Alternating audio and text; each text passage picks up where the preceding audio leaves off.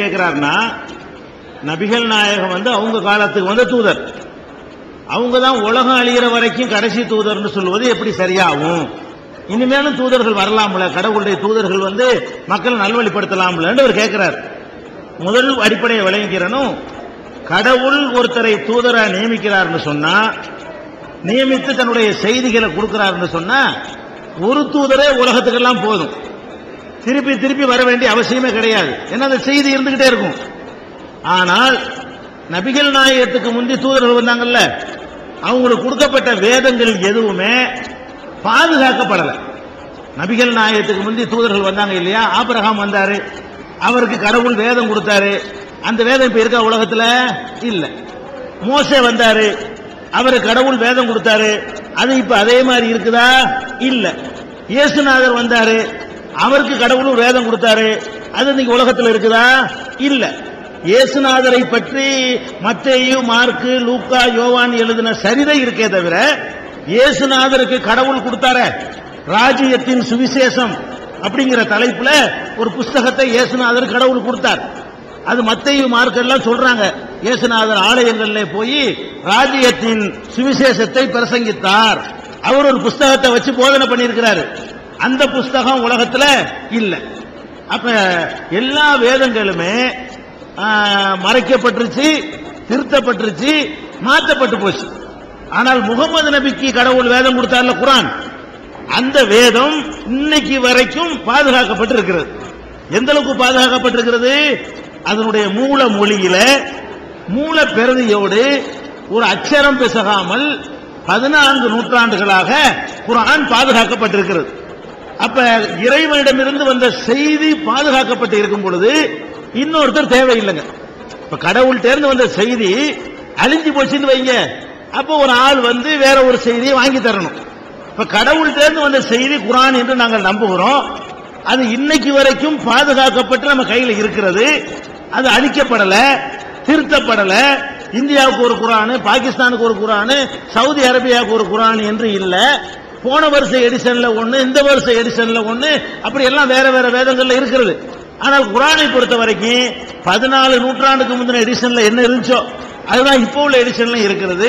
அகில உலகத்துக்கும் ஒரே யூனிஃபார்மாக அந்த குர்ஆன் பாதுகாக்கப்பட்டு இருக்கும் பொழுது, அதாவது கடவுள் கொடுத்த செய்தி பாதுகாக்கப்பட்டு இருக்கும் பொழுது, இன்னும் ஒருத்தர் எதுக்கு செய்தியை சொல்லத்தானே தூதரு? செய்தி தான் இருக்குது நம்ம கையில். இப்ப செய்தி பாதுகாக்கப்பட்டு இருக்கிற காரணத்தினால் அதை இன்னொருத்தர் வர வேண்டிய அவசியம் இல்லை. கடவுள் கொடுத்த செய்தி அழிஞ்சிட்டா தான் புது செய்தி வாங்கி கொண்டாந்து தரணும். கடவுள் கொடுத்த செய்தி பாதுகாப்பாக இருக்குமே, ஆனால் இன்னொருத்தர் வர வேண்டிய தேவையில்லை. இது ஒரு சாதாரண விஷயம். அது போக இப்படி ஒரு சந்தேகம் வரலாம். குர்ஆன்ல உள்ள செய்திகள் 1400 வருஷத்துக்கு முந்தி சொல்லப்பட்டது, எவ்வளவோ காலச்சக்கரம்லாம் சுரண்டு ஓடி போயிடுச்சு, இன்னைக்கு அது பொருந்துமா? பொதுவா இப்படி மனிதனுக்கு சிந்தனை வரும்ல. 50 வருஷத்துக்கு முந்தி எழுதின புஸ்தகம் இன்னைக்கு பொருந்தாது. 100 வருஷத்துக்கு முந்தி எழுதின புஸ்தகம் இன்னைக்கு பொருந்துமா? பல விஷயங்கள் பொய்யா போயிடும். 100 வருஷத்துக்கு முந்தைய ஒரு பெரிய அறிவாளி எழுதின புஸ்தகமா இருந்தா கூட அதுல 50 தப்பு இருக்கும். ஏன்? அவன் அன்னைக்கு உள்ள அறிவை கொண்டுதான் சிந்திப்பான். இன்னைக்கு உள்ள அறிவை கொண்டு அவனுக்கு சிந்திக்க இயலாது. அந்த மாதிரி குர்ஆன்ல தப்பு இருக்கலாம். 1400 வருஷம் ஆச்சு, அந்த காலத்துல உள்ளது இந்த காலத்துக்கு பொருந்துமா அப்படின்னு ஒரு சந்தேகம் வந்தால் அது நியாயமான சந்தேகம். ஆனால் அதற்கு அதைவிட நியாயமான விடை இஸ்லாத்துல இருக்கிறது. இஸ்லாம் என்ன சொல்லுதுன்னு கேட்டா, சரி குர்ஆன் ஒளிமுறை இல்லாம அந்த இருக்குது, 14 நூற்றாண்டுக்கு முந்தி தந்த குர்ஆன் இப்ப கையில எடுத்துக்கிறங்க, இது இன்னைக்கு பொருந்தான்னு ஒன்னு எடுத்து காட்டுங்க. அதானே ப்ரூவ் பண்ணணும்ல. குர்ஆன்ல உள்ள ஒரு செய்தி எடுத்து காட்டி, இது என்னங்க, இது இந்த காலத்துக்கு இது பொருந்துமா, இது ஏத்துக்கிறோமா அப்படிங்கிற ஒரு செய்தி குர்ஆன்ல இருக்குமையானால் அப்ப வேற ஒரு செய்தி தேவைப்படும். குர்ஆனில் இருக்கிற எந்த ஒரு வரியும் எந்த ஒரு தத்துவமும் இன்னைக்கு பொருந்தாது என்று சொல்ற வகையில் இருக்குதா? இல்லவே இல்லை. நம்ம நாட்டினுடைய அரசியல் சாசனம் இருக்குதுல்ல, அது அம்பேத்கர் உள்ளிட்ட பெரிய பெரிய அறிஞர்கள்லாம் கூடி எழுதினாங்க. அவ்வளவு பேர் எழுதி இருந்தும் கூட அதை 50க்கு மேல திருத்தி விட்டாங்க. 50 தடவைக்கு மேல திருத்துறாங்க. ஏன்? அவங்க காலத்தில் சிந்திக்க தவறிய பல விஷயங்கள் அடுத்த காலத்தில் சிந்திக்கப்படும். இந்த காலத்தில் நம்ம சிந்திக்க தவறிய பல விஷயங்களை நமக்கு பிந்தி உள்ளவன் சிந்திப்பான். அடே இது தப்பு எடு, அது தப்பு அதை எடு, இதுத்த பதையீடு. பெண்களுக்கு இடஒதுக்கீடு இப்ப கேட்கிறாங்க. அம்பேத்கர் எழுதல, பெண்களுக்கு இடஒதுக்கீடு இல்லாததுனாலதானே இப்ப சட்டம் கொண்டு வந்து கேட்கறீங்க. அப்ப சட்டத்துல அம்பேத்கரும் அந்த அறிஞர்களும் கூடி சிந்திக்கும் பொழுது இந்த பெண்களுக்கு இடஒதுக்கீடுங்கிற மேட்டரை கண்டுகொள்ளாமல் விட்டு விட்டார்கள் இதுக்கு அர்த்தம். அதனால திருத்த சொல்றீங்க. அதே மாதிரி இப்ப சுப்ரீம் கோர்ட்ல தனியார் கல்லூரிகள்ல இடஒதுக்கீடு தேவையில்லைன்னு தீர்ப்பளிச்சிருக்கு. எதை வச்சு தீர்ப்பளிச்சிருக்கு சுப்ரீம் கோர்ட்? சட்டத்தை வச்சு. சட்டம் தப்பு. அப்ப சட்டத்தை திருத்தணும்னு பேசுறீங்கல்ல, இருக்கிற சட்டத்தை வைத்து கோர்ட் தீர்ப்பளித்தாலும் நாங்கள் தனியாரையும் கட்டுப்படுத்தக்கூடிய வகையில சட்டத்தை மாற்றுவோங்கிறீங்க. அப்ப என்ன அர்த்தம்?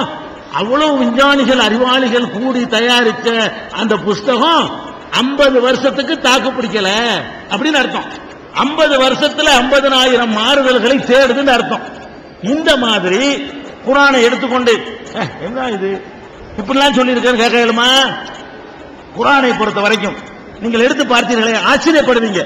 குர்ஆனை நீங்கள் படித்து பார்த்தீர்களே ஆனால் இந்த நூற்றாண்டில் வாழ்கிற பெரிய மேதை, பெரிய விஞ்ஞானி, பெரிய சயின்டிஸ்ட், பெரிய தத்துவவாதி பேசினால் எப்படி இருக்குமோ அந்த தரத்தில் அதனுடைய செய்திகள் இருப்பதை நீங்கள் பார்க்கிறீர்கள். இப்ப பூமி உருண்டைங்கிறோம். இதை ஒரு காலத்துல சொன்னதுக்காக வேண்டி கலிலியோ படாத பாடுபடுத்தினாங்க. அதை பார்த்தோம். கோள்கள்லாம் சுத்தி கொண்டிருக்கின்றன அப்படின்னு இன்னைக்கு விளங்கி வச்சிருக்கிறோம். இதை முதல்ல சொன்னவனே பின்ன எடுத்துட்டாங்க. ஆனால் குர்ஆனை எடுத்து நீங்க பாத்தீங்கன்னா பூமி உருண்டைன்னு சொல்லுது. இதான நீங்க உள்ள கண்டுபிடிப்பு. இதான் 1400 வருஷத்துக்கு கரெக்டா சொல்லியிருக்கோமே. பூமி சுத்துதுன்னு குர்ஆன் சொல்லுது. 1400 வருஷத்துக்கு முந்தைய சூரியன் சுத்துது, ஒவ்வொரு கோள்களும் சுத்துது குர்ஆன் சொல்லுகிறது. கருவுடைய வளர்ச்சியை பற்றி குர்ஆன் சொல்லுகிறது. மழை எவ்வாறு பெய்கிறது என்பதை குர்ஆன் சொல்லுகிறது. எதையெல்லாம் சொல்லுகிறது என்று சொன்னால் இப்ப லேட்டஸ்டா நீங்கள் பார்க்கக்கூடிய சுனாமியை பற்றியும் குர்ஆன் சொல்கிறது. சுனாமி என்ன? கடலுக்கு மேலே அலைகளை நீங்கள் பார்த்திருப்பீர்கள். சுனாமி என்பது மேலே அலை வராமல் உள்ளுக்குள்ள வர்ற அலைதான் சுனாமி. மேலே உள்ளவனுக்கு எந்த பாதிப்பும் வராது. மீன் பிடிக்க போனான்னு வைங்கல, அவன்லாம் தப்பிச்சுக்கிட்டான் சுனாமி அன்னைக்கு. ஏன்? மேல ஒண்ணுமே தெரியல. அலை எங்க இருந்து வருதுன்னா உள்ளுக்குள்ள இருந்து வருது, கரையில சீருது. கரைக்கு வர்ற வரைக்கும், தரைக்கு வர்ற வரைக்கும் கடல்ல எதுவுமே தெரியல. அப்ப அலை எங்க இருக்கிறது? ஆழ் கடலிலையும் அலை இருக்குதுன்னு இப்ப கண்டுபிடிக்கிறாங்க. இத குர்ஆன் சொல்லுதே. குர்ஆன் சொல்லுகிறது கடல்களுக்கு மேலே மாத்திரமில்லை, ஆழ் கடலுக்குள்ளேயும் சீற்றம் கொண்ட அலைகள் இருக்கின்றன. எதுக்கு குர்ஆனை மாத்தணும் இப்ப? அப்ப குர்ஆன்ல அதை பத்தி சொல்லுது, விஞ்ஞானத்தை பத்தி சொல்லுது, அறிவியலை பத்தி சொல்லுது, அணுகுண்ட பத்தியும் சொல்லுது. நவீன கண்டுபிடிப்புகளை பற்றி என்னென்னவெல்லாம் இன்னைக்கு கண்டுபிடிக்கிறார்களோ அதையெல்லாம் 1400 வருஷத்துக்கு முந்தைய சொல்லி இருக்கும் பொழுது மெசேஜ் ஃப்ரெஷ்ஷா இருக்குது. இப்ப அதாவது இன்னைக்கு ஒரு தூதர் வந்தால் எப்படி சொல்லுவாரோ அதே மாதிரி ஃப்ரெஷ்ஷா இருக்கும்போது எதுக்கு தூதரு?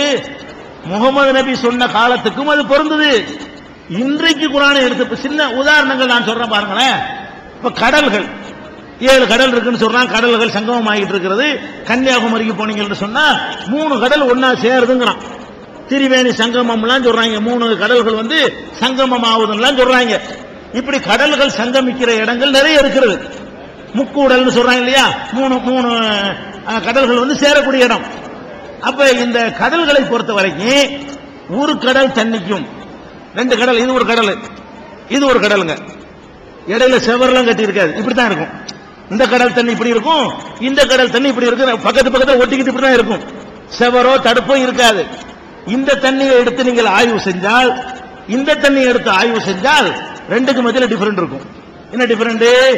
உப்புடைய அளவுல டிஃபரெண்ட் இருக்கும், அதனுடைய அடர்த்தியில டிஃபரெண்ட் இருக்கும். ரெண்டுலையும் உள்ள ஆக்சிஜன் இருக்குல்ல, ஆக்சிஜனுடைய அளவுல இதுல உள்ள ஆக்சிஜனை விட அதுல உள்ள ஆக்சிஜன் கூடவோ குறையவோ இருக்கும் என்கிற வகையில ஏராளமான வேறுபாடுகள் 2 கடலுக்கு இருக்கிறது. இதை எப்ப கண்டுபிடிக்கிறான்? இப்ப கண்டுபிடிக்கிறான். குலுங்குது, மோதுது, ஒன்னோட சேர மாட்டேங்குது. நீங்க ஒரு பாட்டில கடல் தண்ணி, குளத்து தண்ணி குளுக்குனீங்கன்னா ஒன்னா சேர்ந்துரும்ல. ஒரு ஆத்து தண்ணி இன்னொரு ஆத்து தண்ணி சேர்த்தா ஒன்னா குளிக்க சேர்ந்துரும்ல. பாலையும் தண்ணியும் கலக்குனா ஒன்னா சேர்ந்துரும்ல. எண்ணெயும் தண்ணியும் குளுக்குனா சேராது. குளுக்குன்னு அப்படி எண்ணெய் மேல நிற்கும், தண்ணி மறுபடியும் கீழே நிற்கும். வெயிட்டா உள்ளது கீழே போயிடும், வெயிட் கம்மியா உள்ளது மிதக்கும். அப்ப எண்ணெயும் தண்ணீரும் எப்படி குளுக்குன்னு குளுக்குனாலும் சேராதோ அந்த மாதிரி குர்ஆன்ல இருக்கிறது. இரண்டு கடல்கள் சங்கமிக்கின்றன, ரெண்டுக்கு மத்தியிலே கண்ணுக்கு தெரியாத ஒரு தடுப்பு இருக்கிறது, ஒன்றோடு ஒன்று கலந்து விடாது. குர்ஆன்ல இருக்குது. இது ஃப்ரெஷ்ஷான மேட்டரா இல்லையா? இது எப்படி முகமது நபிக்கு தெரியும்? அது கடவுள் வார்த்தையா இருக்கிறதுனால தெரியுது, முகமது நபிக்கு தெரியாது. அது கடவுளுடைய வார்த்தையா இருக்கிறதுனால படைச்சவனுக்கு தெரியும்ல. ரெண்டு கடலை எவன் படைச்சான் அவனுக்கு தெரியுமில்லங்க. அப்ப கடலை பத்தி பேசினாலும் அப்படி பேசுது, பூகம்பத்தை பேசினாலும் அப்படி பேசுது, மலையை பத்தி பேசினாலும் அப்படி பேசுது.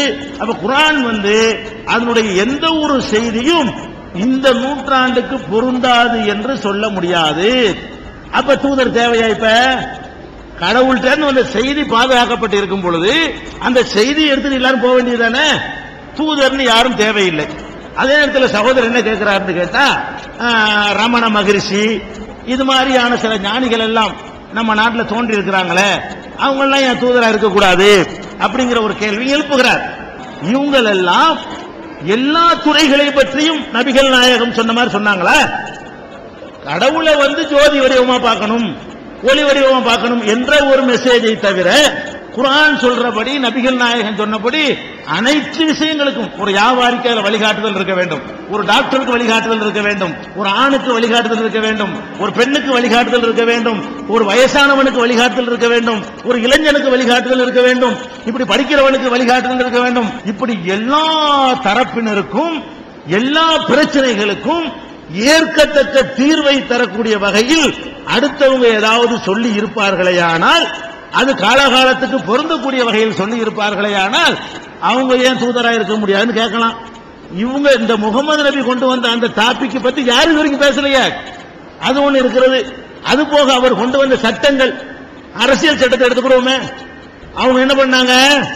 திருடுனா கையை வெட்டுண்டாங்க. உதாரணத்துக்கு சொல்றேன், முகமது நபி கொண்டு வந்த சட்டம் என்ன? ஒருத்தன் திருடி விட்டான்னு சொன்னா கையை வெட்டு, இத சொன்னாங்க. இன்னைக்கு நம்ம நாட்டில் என்ன வச்சிருக்கிறோம்? திருடுனா நம்ம வரி பணத்துல சோறு போடு. நம்மள்ட்ட திருடுவான், அவனுக்கு என்ன பண்ணுவோம்? நம்ம வரி பணத்துல 6 மாசத்துக்கு சோறு, பேப்பரு, தலைக்கு தக்க எண்ணெய், போர்வை, தட்டு, சுண்டல், ரசம் அப்படின்னு சொல்லி வாரத்துக்கு ஒரு சினிமா, அப்படி எல்லாம். அப்ப நம்ம காசுல என்ன கிடைக்குது? நம்மள்ட்ட திருடிட்டு போறான், அவனுக்கு என்ன பண்றோம்? நம்மள்ட்ட காசை வாங்கி அவனுக்கு சோத்த போடுறோம். இது அரசாங்கத்துக்கு வேஸ்ட் தானே? இதனால என்ன நடக்குது? அழகா சொல்றாங்க, எங்கடா போற? மாமியா வீட்டுக்கு போறேன். பையன் வருதா கொஞ்சமாச்சு? திருட்டு பையன் என்ன சொல்றான்? திருடிட்டு வெக்கம் இல்லாம சொல்றான், மாமியா வீட்டுக்கு போறேன். ஏன்? மாமியா வீட்டுல கூட 6 மணிக்கு சோறு கிடைக்காது. எந்த மாமியா வீட்டுல பகல் 12 மணிக்கு சோறு கிடைக்கும்? ஜெயில தான் கிடைக்கும். மணி அடிச்சா சோறுங்கிறது அங்கதான். ராத்திரி சாப்பாடு 6 மணிக்கு எந்த மாமியா வீட்டுல கிடைக்குமா? ஜெயில கிடைக்கும்ல. அப்ப ராத்திரி சாப்பாடு 6 மணிக்கு கிடைக்குது, பகல் சாப்பாடு 12 மணிக்கு கிடைக்குது, 7 மணிக்கு அப்புறம் தூங்கிடலாம ஜெயில. அந்த மாதிரி ஒரு சொகுசான வாழ்க்கை இருக்கிறதுனால என்ன பண்றான்? ஜெயிலுக்கு போறது மாமியா விடுங்கிறான். ஒரே தப்ப திருப்பி திருப்பி செய்யறான். பேப்பர் படிச்சீங்கன்னா 58 முறை சைக்கிள் திருடியவர் மீண்டும் கைது. 58 தடவை சைக்கிள் திருடி இருக்கிற, 58 தடவை பிடிச்சி உள்ள போட்டிருக்கிறாங்க. 59,000 திருடுறான்னு என்ன அர்த்தம்? நீ போட்டுக்கிற சட்டம் சல்லி காசுக்கு பிரயோஜனம் இல்ல. 58 தடவை உள்ள பிடிச்சி போட்டியா இல்லையா? 58 தடவை போய் 6 மாசம் 1 வருஷம் இருந்துட்டு வந்தானா இல்லையா? அப்புறம் திருடுறானடா. அப்ப என்ன அர்த்தம்? ஒத்தனுக்கு வெட்டு பார்ப்போம், ஒத்தனுக்கு வெட்டு டிவியில காட்டு, திருடுவானா? கை போயிரும். இப்ப என்ன பண்றாங்க? பேப்பர் இது முகமது நபி அன்னைக்கு சொன்னதுங்க. இப்ப என்ன பண்றாங்க? குற்றங்கள் குறைய வேண்டுமானால் முகமது நபி கொண்டு வந்த சட்டத்தை இங்கே கொண்டு வர வேண்டும். யார் சொல்றா? காலஞ்சென்ற குன்றக்குடி மடாதிபதி சொல்றாரு. காலஞ்சென்ற குன்றக்குடி அடிகளா இருப்பாங்களே, அவர் சொன்னாரு. என்ன சொன்னாரு? நம்ம நாட்டில் குற்றம் குறையணும்னா 8 அருவாள் ஒரே வெட்டு, ஒரு திருட்டு பயலுக்கு வெட்டு. போஸ்ட் பார்த்தா ரயில்வே ஸ்டேஷன் போனீங்கன்னா ஒரு 50 பேர் படம் போட்டு வச்சிருப்பாங்க. இவர்கள் எல்லாம் இங்க இருக்கிறார்களா? யாரு? திருடனுவோம். ஜாக்கிரதை இருங்கள். 3 பேர் படத்தையும் மனசுல பதிய வச்சுக்கிட்டு பக்கத்துல கவனிக்கலாமா? இந்த 50 பேர் படத்தையும் ஞாபகம் வச்சுக்கிட்டு நம்ம என்ன பிளான் பண்ணிய போட்டு வைக்க முடியும்? நமக்கு பக்கத்துல ஒருத்தர் உட்கார்ந்து இருப்பான், அள்ளிட்டு போயிருவான். இப்படி வச்சிருந்தான்னு வைங்க, பக்கத்துல உட்கார்ந்து ஆஹா மேப்படியாம். கை இல்லாம ஒருத்தன் பக்கத்துல உட்கார்ந்தான்னு வைங்க, என்ன செய்வோம்? ஆஹா ஒண்ணுக்கு போக கூடாது, ஜாமான வச்சுட்டு போக கூடாது, பாத்ரூம் போனாலும் பெட்டி தூக்கி தான் போகணும், முடிவு எடுத்துருவோம்ல. அப்ப நம்ம சேஃப்டி பண்ணிக்கிறோம். இந்த மாதிரி ஒருத்தனுக்கு செஞ்சா திருட்டு குறைஞ்சிருமா குறையாதா? அப்ப முகமது நபி சொன்ன அன்னைக்கு உள்ள சட்டம் தான் இன்னைக்கு வேணும்னு எல்லாரும் கேட்கிறாங்களே. அத்வானி கேட்டாரு, முஸ்லிம்கள் அவருக்கு பிடிக்காது, ஆனா முகமது நபி கொண்டு வந்த சட்டம் பிடிக்குத. அவர் என்ன சொல்றாரு? கற்பழிப்புக்கு மரண தண்டனை கொடுக்க வேண்டும். இது இஸ்லாம் தான் சொன்னுச்சு முதல்ல. கற்பழிப்புக்கு என்ன கொடுக்கணும்? மரண தண்டனை கொடுக்கணும். உலகத்திலேயே முதல்ல சொன்ன மார்க்கம் இஸ்லாம். அத்வானி சொல்றாரு, பெண்களை பாலியல் பலாத்காரம் செய்வார்களே ஆனால் அவனுக்கு மரண தண்டனை கொடு. அப்ப அதை நோக்கி தானே எல்லாரும் திரும்புறோம்.